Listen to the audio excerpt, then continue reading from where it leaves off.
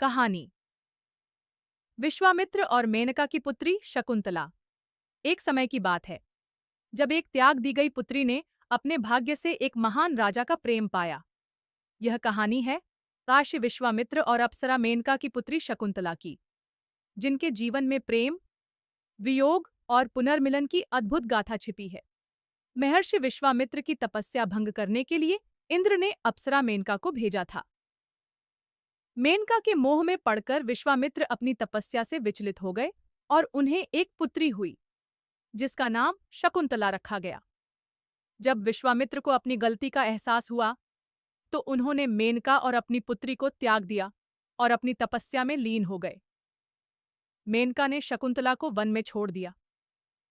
शकुंतला को महर्षि कण्व ने पाला और उनका पालन पोषण अपने आश्रम में किया। शकुंतला अत्यंत सुंदर और प्रकृति प्रेमी थी। एक बार हस्तिनापुर के राजा दुष्यंत शिकार के लिए वन में आए। वे कण्व ऋषि के आश्रम पहुंचे, जहां उनकी भेंट शकुंतला से हुई।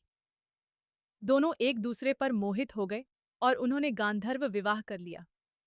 जाने से पहले दुष्यंत ने शकुंतला को अपनी पहचान के रूप में अपनी एक अंगूठी दी और वादा किया कि वह उसे अपने महल ले जाने के लिए वापस आएगा। शकुंतला गर्भवती हुई।